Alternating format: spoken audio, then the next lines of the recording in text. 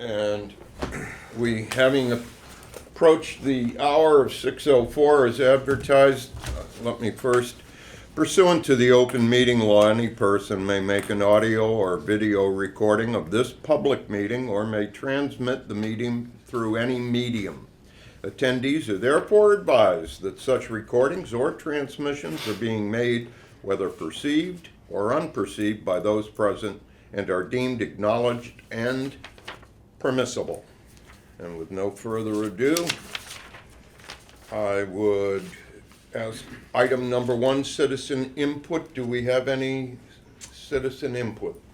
Just for the record, call the roll, President Terry. Oh, I'm sorry. President Terry. Present. Member Ferrer. I am here. And Member Collins is not.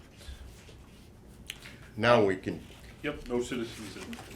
no citizens input. We will move to item number 2, the minutes of the previous meeting, which is May 31, 2022. You have the sewer Yeah, commission agenda. That's the wrong, yeah, that's the wrong agenda. Excuse me, correct that. I got the wrong agenda. Thank you. I thought that was a long time. Minutes of the previous meeting, August 9th, 2022, and November 3rd, 2022. Both of those meetings were tabled. Having reviewed the packet online when it was received, the chair did entertain a motion to accept the minutes as presented. I would. Motion made, seconded, all in favor? Aye. Aye. Therefore, the minutes of the August 9th, 2022 and November 3rd, 2022 meetings have been accepted. Moving to item number 3, proposed leak abatements. Mr. Clerk. So in front of you, you have a number of leak abatements that the staff has evaluated. There is 2, 4, 6, 8 approvals as recommended, and there are 2 denials. I went over them, and I commented to you earlier. Toilets, we cannot emphasize strongly enough how important it is to fix toilet leaks before they become very large, expensive bills.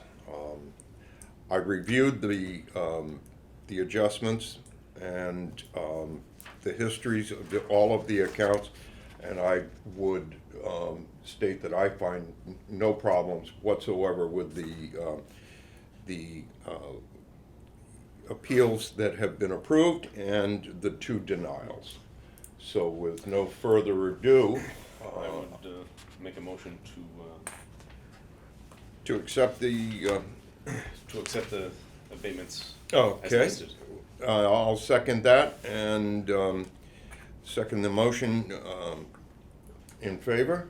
Aye. Aye. Therefore, proposed leak abatements for 66 Boutwell Street, 380 Archer Street, 3375 North Main, 620 Dwelly Street, 70 Winthrop, 267 Cherry Street, 28 Canonicus, and 45 North Court Street are approved. Item number 4, Water Department pay rate increases as proposed with the CBA. Yeah, so in relation to item number 4 and item number 5, we have not been able to come to an agreement with the union. Okay. That's in relation to pay rate increases as well as the water rate increase that is needed to support those increases. I was hoping to be able to have something for the committee, but I do not.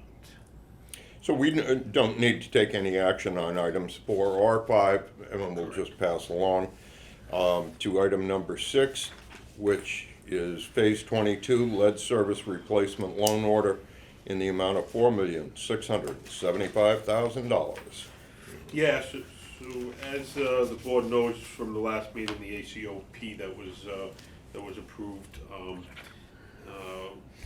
has a requirement for a number of lead services to be removed over the next 4 years. The hope and ambition is to get the city lead-free within a period of time here as quickly as possible.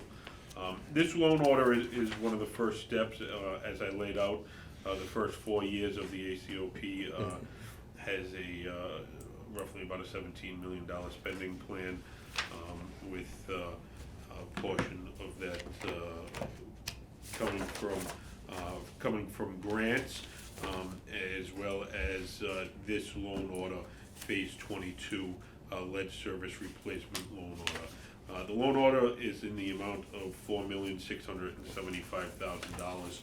This will allow us to get right into the engineering and design of a construction contract of lead service removal for next year. The one thing with this loan order is, I know it's a loan order, so essentially we're borrowing money. But this is the only way to be able to access bipartisan infrastructure law funding. So the bill funding. All the bill funding for lead service removal and CSO removal is being provided to communities through the SRF program, the State Revolving Fund Program. It's being provided as a principal reduction to a loan that you need to take. So essentially we need to go out, we need to be able to take the loan. We've already applied for the SRF funding last August in relation to this loan order. I expect that we will be on the funding list, and the SRF funding would be available for us. As I did the whole entire spending plan, I've assumed that the SRF loan would be a 30% reduction. I've heard numbers higher than that. Higher, yeah. But I wanted to be conservative, so that would leave us, so this is a $4.675 million loan order. By the time that we're done, we will be have a loan probably in the $3 million range would be my guess of the loan that we'll actually be borrowing. So what that relates to overall, with all the grant funding that we've already gotten, some future funding that we're going to be receiving, with the bipartisan infrastructure law, again, only estimated as a 30% reduction in this loan, which I hope that it will be higher, and use of some Bristol County opera funds. So we'd be talking a total of $18.5 million with a loan of probably in the $3 million range. That is just unbelievable. That is fantastic.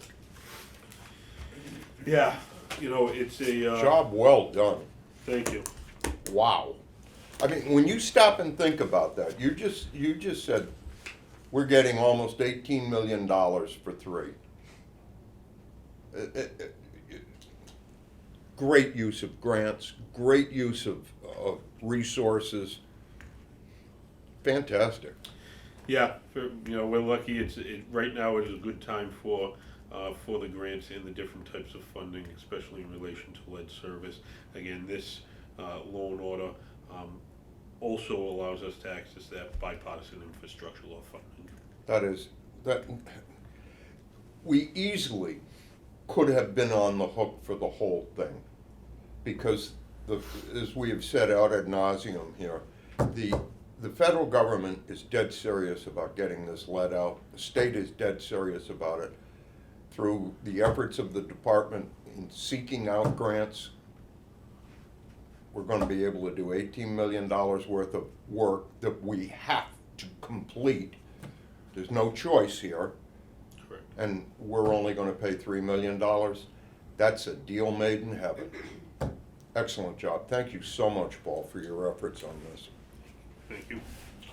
So, without any further ado, sir, I would love to entertain a motion to approve the loan order in the amount of $4,675,000 for lead service replacement.